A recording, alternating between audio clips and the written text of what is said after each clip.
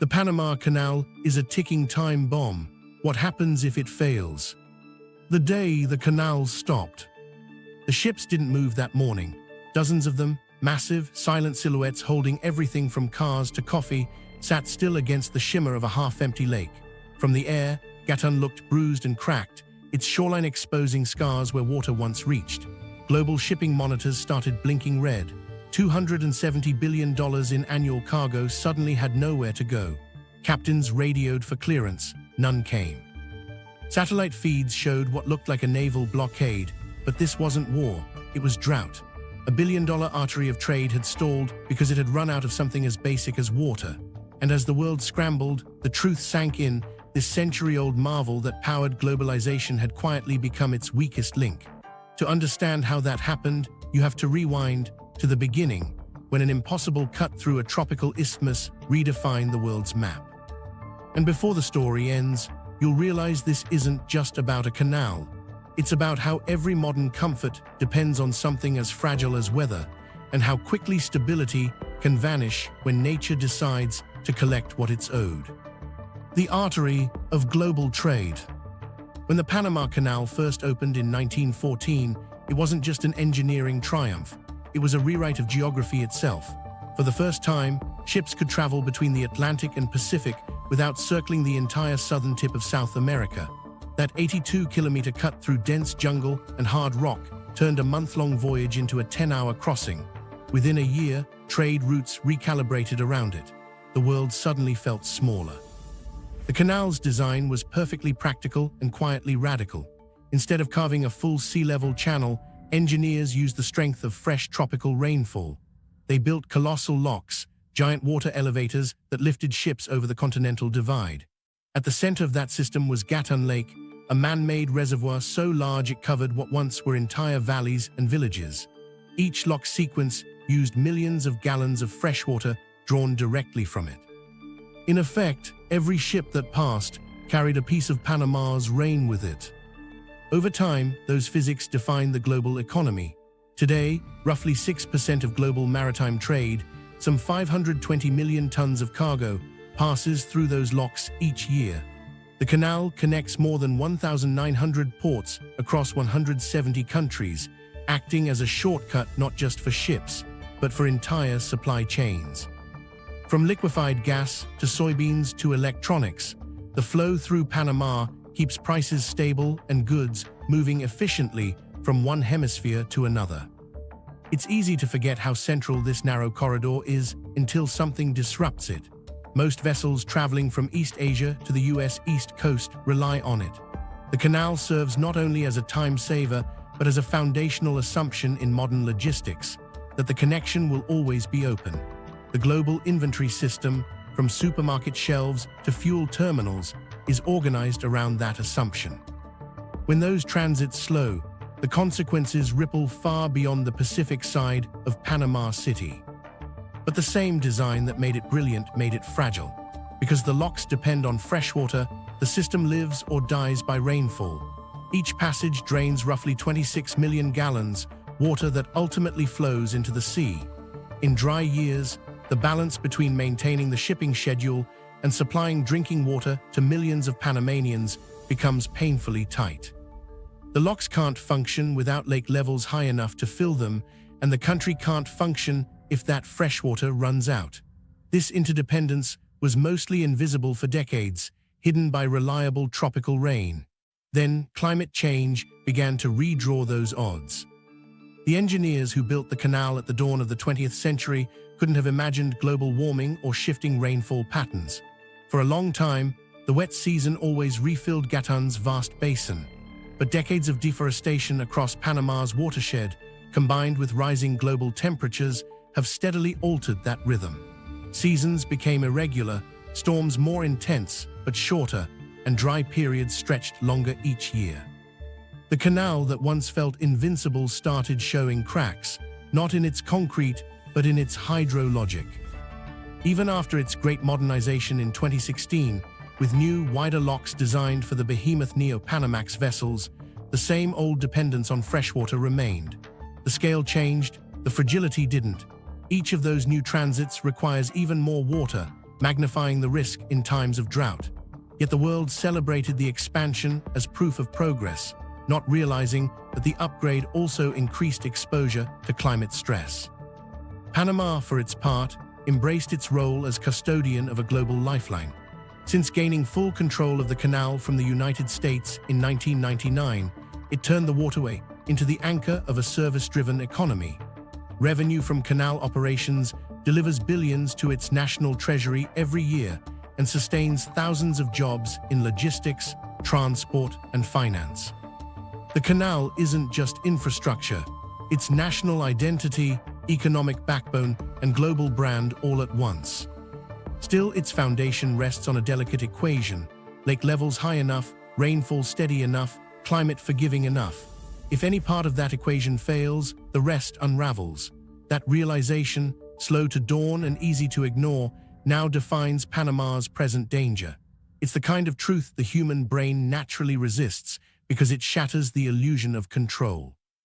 The canal was built on the premise that water flows endlessly, but the climate of the 21st century doesn't honor that premise.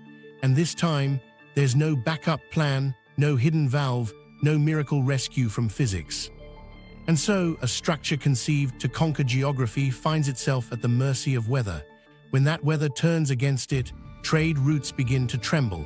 That's when the world discovered that the canal's true limit wasn't engineering, it was rainfall. Everything that followed began from that single, overlooked truth. The freshwater problem. Every drop that moves a ship across Panama starts as rain. It falls on the mountain forests, gathers into streams, then feeds the reservoirs that power the locks. Gatún Lake is the heart of that system, a man-made inland sea that connects the canal's Atlantic and Pacific approaches. It doesn't just lift vessels, it sustains much of the country itself. When the clouds fail to come, the whole equation collapses. For decades, engineers treated Gatun's vast surface as infinite. On charts it looked enormous, spreading over 430 square kilometers, ringed by dense green hills. Yet every transit through the locks consumes more than 26 million gallons of its water, roughly enough to supply a small city for a day. Once drained, most of it flows straight into the ocean, gone forever. Multiply that by dozens of daily crossings, and the canal's miracle of motion becomes a staggering act of consumption. Each ship is both passenger and siphon. That system worked because Panama's climate used to be predictable.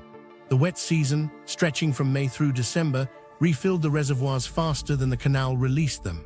Rainfall over the basin averaged more than 100 inches a year, enough to keep Gatun comfortably above its operating depth. But in the last 2 decades, that pattern fractured. The atmosphere grew hotter, the trade winds shifted, and the rains became unreliable. When global temperatures zig upward, Central America swings between extremes, torrential deluges one season, punishing drought the next. The canal sits precisely where those forces collide. The most brutal demonstration came in 2023 and 2024. By mid-dry season, satellite images showed Gatun's shoreline retreating like a tide in reverse. The water surface shimmered several meters below its historical average. Patches of former lakebed turned to baked clay. Engineers ran weekly level forecasts, then daily, then hourly, trying to ration lock transits while households in Panama City faced water restrictions. The crisis forced the canal to cut capacity by 1/3, an unprecedented decision that left hundreds of vessels waiting, sometimes for weeks. Maritime analytics firms estimated that global shipping throughput through the canal fell nearly 30% during those months. For an artery carrying roughly 6% of world trade, that number was catastrophic. Inside the control rooms overlooking Miraflores and Pedro Miguel locks, technicians calculated every gallon like accountants. Reservoir managers diverted flows from auxiliary lakes, opening and closing gates in careful sequence to maintain pressure in the locks. Tankers and gas carriers, too heavy to clear at the new reduced depth, anchored offshore, their schedules collapsing. Pilots reported the surreal silence of idle machinery where pumps had once roared around the clock. For veteran engineers, it felt like watching the heartbeat of the nation slow. Behind that crisis lay simple physics. Less rainfall from May to August meant 4 to 5 centimeters less inflow per week. Hotter air accelerated surface evaporation, millions of gallons rising invisibly each day. Some scientists pointed to an intensifying El Niño, others to long-term deforestation around the basin. Either way, the conclusion was grim. Panama's rain-fed system had no buffer for a warming world. Every additional half-degree of temperature meant more loss into the sky and less water available for lifting ships. The drought exposed something deeper than a technical shortage. It revealed a conflict of priorities baked into the country's identity. Gatún Lake supplies drinking water to more than half of Panama's population. When levels drop, the Canal Authority must choose between domestic consumption and commercial traffic. During the 2023 emergency, the trade-off became brutally visible. Neighborhoods in Colón rationed water to 4 hours a day, while luxury container vessels still transited under emergency quotas. The optics stirred resentment. Talk radio callers accused the government of valuing foreign cargo over local lives. Within Panama, the drought wasn't just an environmental event, it was a social reckoning. Scientists rushed to model the future. Under a high-emission climate scenario, they warned severely dry years like 2023 could occur every 2 decades, then every 10, then effectively every other year by century's end. Even moderate projections showed a 5% annual probability of extreme low water conditions, double the historic rate. By the late 204s, that would mean chronic restrictions, not rare emergencies. The canal's margin of safety would vanish. Those numbers are staggering when translated into trade. Each day of restricted operation costs global markets millions in delayed goods and inflated freight rates. Grain exporters in the American Midwest watch the rain gauges at Gatun as closely as their own harvest forecasts. Asian electronics manufacturers factor canal delays into delivery schedules. The drought turned a local weather anomaly into a global logistics variable, measurable on balance sheets in Houston, Seoul, and Rotterdam. For Panama itself, the event became an inflection point. It forced the Canal Authority, the ACP, to admit publicly that water scarcity was its existential threat. Internal reports described hydrological vulnerability as the single greatest operational risk. The authority's administrators began drafting a 10-year, $8.5 billion strategic program focused almost entirely on water security. Signature Project, a new reservoir on the Rio Indio to the west of Gatun, meant to add roughly 1.25 billion cubic meters of extra storage. On paper, that capacity could restore up to 15 additional vessel transits a day during future dry seasons. The plan also included deepening channels, dredging silted intakes, and experimenting with water-saving basins around the newer locks. It was, effectively, a reinvention of the canal around its weakest component. Yet even as those plans advanced, questions grew. Environmental groups warned that damming the Rio Indio would flood villages, displace 2,500 residents, and alter regional ecosystems. Hydrologists cautioned that the new reservoir would still depend on the same erratic rainfall pattern. It was an expansion of capacity, not a guarantee of supply. Politicians framed it as a patriotic response to crisis. Critics compared it to building a bigger bucket beneath a shrinking roof. Beyond the technical debate lay a more unsettling issue: the psychological shift of realizing the canal could fail, not through sabotage or blockade, but through thirst.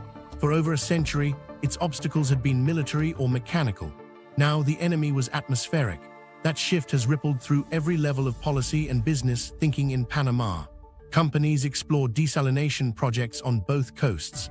Urban planners consider reservoir conservation as a national security measure. Schoolchildren learn about Gatun's water cycles right alongside math and history, as if understanding climate had become part of civic defense. The freshwater problem, once hidden in hydrological charts, is now part of Panama's cultural vocabulary. In conversation, people talk about the level, what yesterday's rainfall did, how many centimeters the lake rose or fell. In coffee shops around Panama City, digital screens showing canal traffic now sit next to updates of reservoir readings. It's the pulse of the nation, visible again after a century of abstraction. The canal remains open, but only by constant maneuvering. On any dry season morning, dispatchers check depth reports before assigning pilot slots. Sometimes, a few centimeters decide whether a $100 million vessel can pass. That ritual, repeated daily, marks the threshold between functioning economy and global logjam. And every year, the odds tighten. Water has become the canal's currency and its curse. Enough rain, and the world keeps turning. Too little, and trade grinds to a halt. This is the paradox written into Panama's success. The same freshwater that made its fortune now threatens its future. The droughts of 2023 and 2024 weren't interruptions, they were previews. As one of the engineers whispered while staring across Gatun's cracked shoreline, "You think you're controlling the water, but really, it's controlling you." The line stuck partly because it captured a deeper fear, that maybe the entire global economy works that way. Every empire runs until the resource it's built on disappears. The next crisis, everyone agrees, is only a few dry months away. When the water vanishes. At sunrise, a soft mist usually hangs over Gatún Lake, but on this morning the haze rose over a shrunken shoreline. The waterline had dropped so far that old tree stumps, remnants of the jungle flooded a century ago, stood exposed. Engineers arriving for the morning shift watched the scene in silence. On their monitors, the depth numbers blinked in red, just shy of the minimum level needed to fill the locks. Every ship scheduled for transit that day faced uncertainty. The team at the main control tower started counting every cubic meter. They knew precisely how much each vessel would cost in water, a calculation measured not in money but gallons. The canal's operating routine had become an exercise in triage. Smaller cargo ships might pass, larger ones were told to wait. The hum of diesel engines, once constant along the lake, was replaced by idle quiet. Anchored freighters waited for permission that might never come.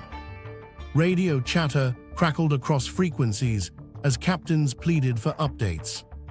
For the canal pilots and maintenance crews, it was an inversion of everything they knew. They'd been trained to manage flood surges, not scarcity. Now the pumps ran in reverse, trying to pool what little remained.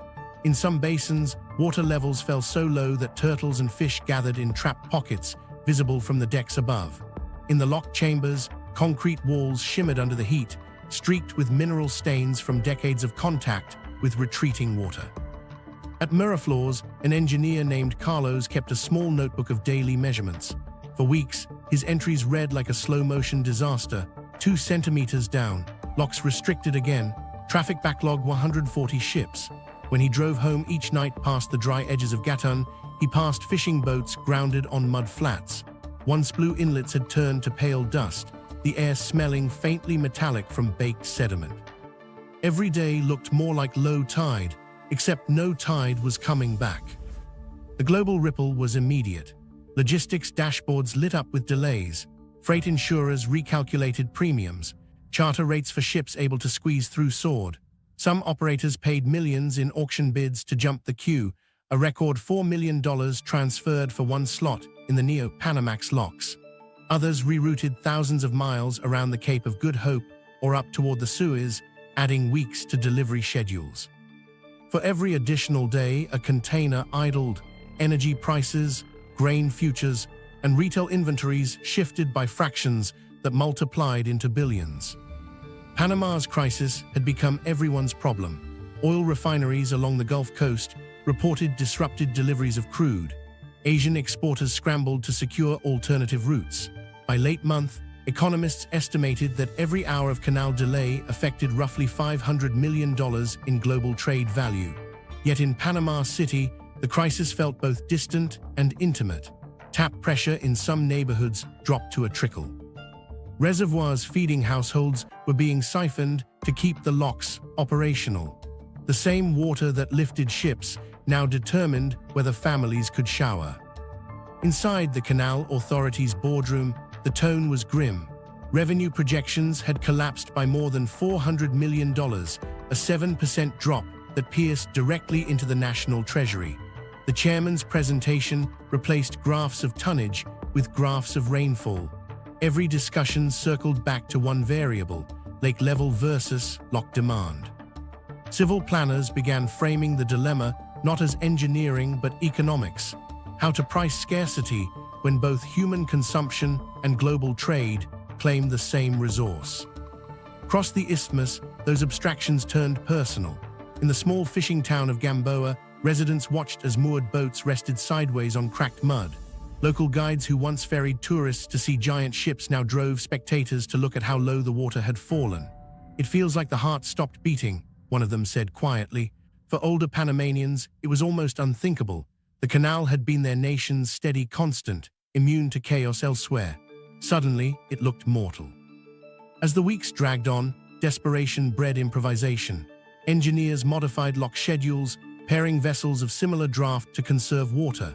They experimented with tandem transits, partially refilling a chamber to float two lighter ships instead of one heavy carrier. Tugboat captains joked bleakly that they'd joined the world's most expensive water rationing program. Every success bought only another day of operation. Meanwhile, international shipping companies filed formal complaints, insisting on transparency about when normal levels would return. But no forecast could promise that. Meteorologists predicted the tail of a persistent El Niño would keep rains scarce for months. The Canal Authority issued daily bulletins that read like storm updates in reverse. No precipitation recorded in Upper Basin. Water conservation protocols remain active. The financial strain deepened. Even as total revenue dropped, the contribution owed to the government, over $3 billion, couldn't. The Treasury had already factored that money into its public budget. To meet the obligation, administrators pulled from maintenance reserves, deferring repairs. It was a short-term fix that risked long-term safety. Every bolt of the locks depended on regular servicing. Postpone that too long, and corrosion becomes catastrophe. Yet the human dimension overshadowed the spreadsheets. Political talk shows replayed scenes of tankers stuck mid-transit, followed by footage of residents filling jugs from rationed taps. The contrast struck a nerve. Protesters gathered near Panama City, carrying banners reading "Agua para todos, water for all." Officials reminded crowds that canal revenue funded hospitals and infrastructure, but the argument landed weakly. For the first time, the canal wasn't a unifying symbol, it was a dividing line. By early season's end, Gatun had fallen to its lowest operational mark in memory. The locks functioned like a patient on life support, every decision calibrated to conserve a few inches more. The crisis team met daily at dawn, scanning satellite feeds of cloud cover over the basin. A single rainstorm could shift the entire equation by centimeters. When showers finally came one evening, technicians gathered on rooftops to watch. Warm drops hit the hot concrete like applause. It wasn't enough to refill the reservoir, but for a few hours, they heard again the familiar drumming that once defined Panama's rhythm. That brief relief didn't erase the new awareness. The canal's lifeblood could vanish without warning. What had always seemed permanent now required constant negotiation with nature. In boardrooms, engineers began describing their mission differently, not maintaining an asset, but managing uncertainty. The phrase stuck. It captured the shift from confidence to caution that now guides every operation. Long after the rains resumed, ships awaiting passage still bore the memory of that stoppage. Global logistics planners began adding a new column to every risk table: drought disruption potential. Insurance models codified what crews already knew. Climate variability was no longer a distant threat, but an everyday parameter. For Panama, the psychological aftershock lingered. Children who once dreamed of piloting ships now spoke of studying hydrology. Farmers upstream volunteered for watershed reforestation programs. The drought had rewritten the national narrative from triumph to stewardship. As one historian put it, the first canal conquered distance, the second will have to conquer heat. When water vanishes, it doesn't just expose lake beds, it exposes dependence on rain, on equilibrium, on assumption. The drought laid bare that the canal's true machinery wasn't steel or concrete, but the invisible cycle of clouds and rivers that sustain it. Every dry morning since then is a reminder that even the greatest feats of infrastructure rest on something as fragile as weather. Panama's $8.5 billion gamble. Construction crews arrived before dawn, their headlights cutting through a humid haze in the Val del Rio Indio. The jungle here had once been silent except for insects and birds, but now it echoed with the grind of bulldozers and survey drones mapping the future lakebed. This was Panama's newest promise, the project that would supposedly save the canal from drought. Officially, it's the Rio Indio Water Management Program. In conversation, everyone calls it the gamble. $8.5 billion to rebuild the country's relationship with water.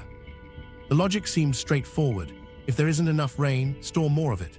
The new reservoir would dam the Rio Indio, a river west of Gatun, flooding valleys to create an immense artificial lake holding 1.25 billion cubic meters of freshwater. That extra supply could sustain 15 additional vessel passages per day in dry seasons, enough to keep canal revenue and national income stable. Engineers called it an elegant fix. Critics called it an act of desperation. On paper, it looked impressive. Simulation models predicted that during moderate drought years, the system could increase operational days by nearly 20%. The reservoir would connect to Gatun through tunnels and pumping stations, allowing managers to balance inflows between basins like hydraulic accountants. Even the numbers had political charm. $6 billion for the dam itself, another $400 million for compensation to affected communities, and the rest allocated to pipeline extensions, port expansions, and environmental mitigation. It was the largest single investment since the 2016 canal expansion. But optimism didn't fill the valley.